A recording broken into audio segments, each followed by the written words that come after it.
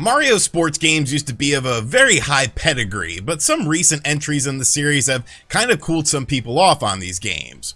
Gone are the GameCube era of Mario sports, and since then there's been a few gems, but mostly sports games that just feel a bit average.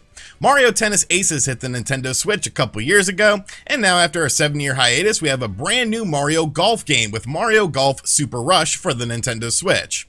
As someone who played the previous Mario Golf games and Mario sports games in general, I was actually really looking forward to this game, so I had some pretty high expectations going into it. So how did the game turn out? Well, it's definitely more of a mixed bag than I would have liked for it to be.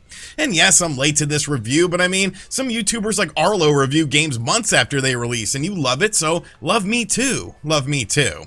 If you are new to the channel, be sure to hit that subscribe button, but let's talk about what I like and maybe what I don't like about Mario Golf Super Rush. Mario Golf Super Rush is broken up into a few different game modes. The first thing you will see and want to dive into is the adventure mode in the game, which at first a lot of people thought was going to be an RPG-like adventure that we had seen in some previous Mario Golf games. And upon first inspection, it does sort of seem like that. Your character levels up, you get some different gear, and the first area you are in almost feels like a village that you would see in a traditional RPG. Unfortunately, the more you play it, the more you quickly realize what this mode actually is. It's really just a tutorial for the game and all of the game modes and different sorts of gameplay that the game offers. You learn how to shoot different shots, control the ball, putt, and some of the different game modes that the game offers. There's nothing really special about this mode, sort of besides learning the ropes of how golf works and how some of the different game modes work, but you'll literally have to play this mode in order to unlock the courses in the game.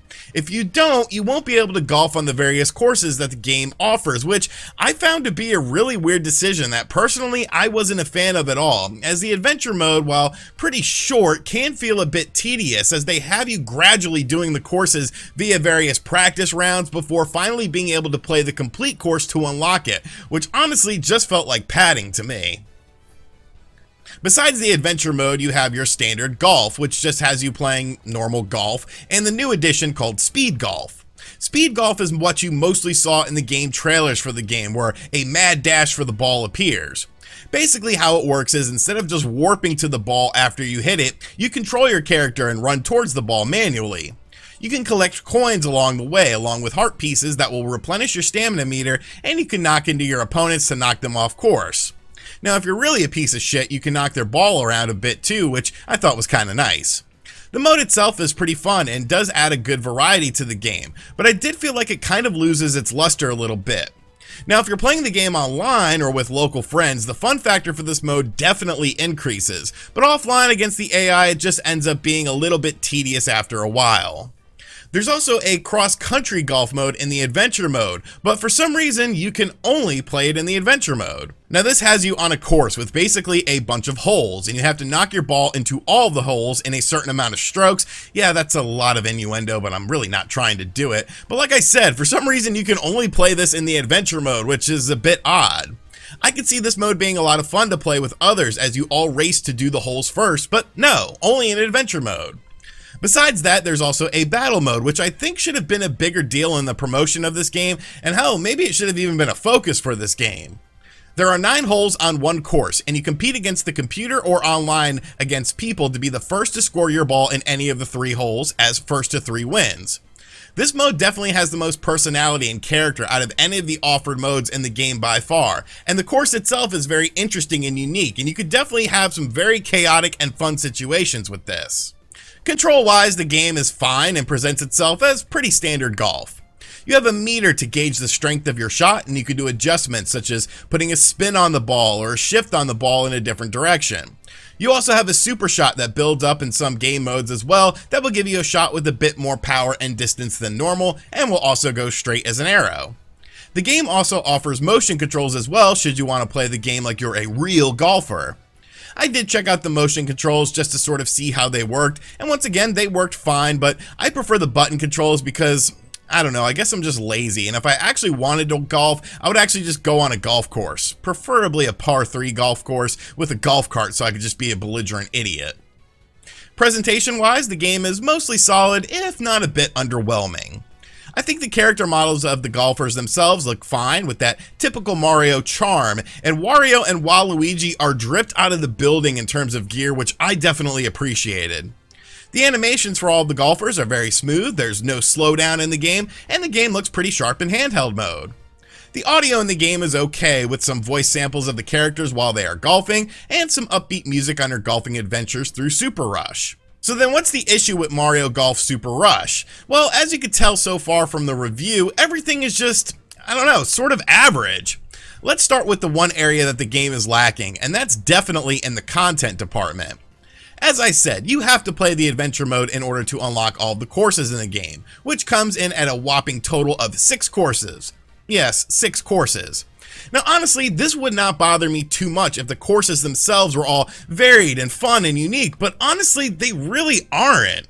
Like, sure, there's some different aesthetics to them, you know, there's a rainy course, a standard course, a desert course, but beyond the superficial things, they lack any sort of real personality.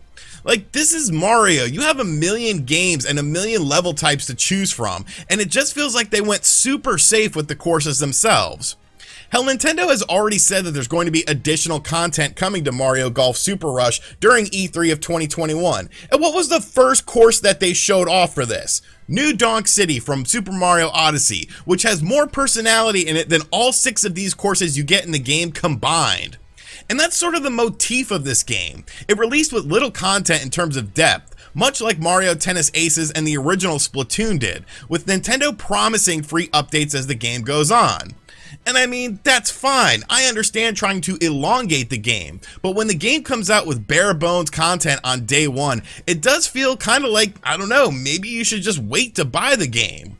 Look at Mario Tennis Aces when it launched versus now. There's new characters, there's new modes, all sorts of new stuff was added to that game, and it's like a completely different game. Another example of this is with the roster of Mario Golf Super Rush. Now, I honestly like the roster of characters. King Bob-omb and Charging Chuck are cool additions, but when you're playing the mandatory adventure mode in the first section of it, you meet Toadette. Toadette is actually one of your opponents in the first section of the game, but she's not actually playable in any of the game modes. So you took the time to fully animate and put Toadette in the adventure mode, and it's clear to anyone with eyes and a brain that she will be added in as more free DLC down the road, but this just feels like Nintendo is holding back content for the sake of holding it back to add it into the game later, instead of actually just creating new content for the game down the road to truly expand upon that. Even with all of that said, I think Mario Golf Super Rush would be a better game if it just sort of chose an identity and stuck with it. It honestly feels like it has an identity crisis of trying to toe the line between somewhat of a simulation golf game and an over-the-top arcade game, which I think the latter is what it should lean more towards. The lack of personality that the game has just makes it feel way too safe of an experience instead of a proper Mario sports game that many of us grew up playing and enjoying. Now, I'm sure in 6 months, like I said, it will feel like a completely different game, and honestly, it has the potential to be a great game, but as the game stands right now, it feels just like a solid but mediocre game that's honestly tough to recommend for the full $60 price point that it's available at today. In 6 months though, I'm sure the price will be more than justified, but this is honestly a very slippery slope Nintendo is entering with their games, if they continue to launch games with limited content in my opinion.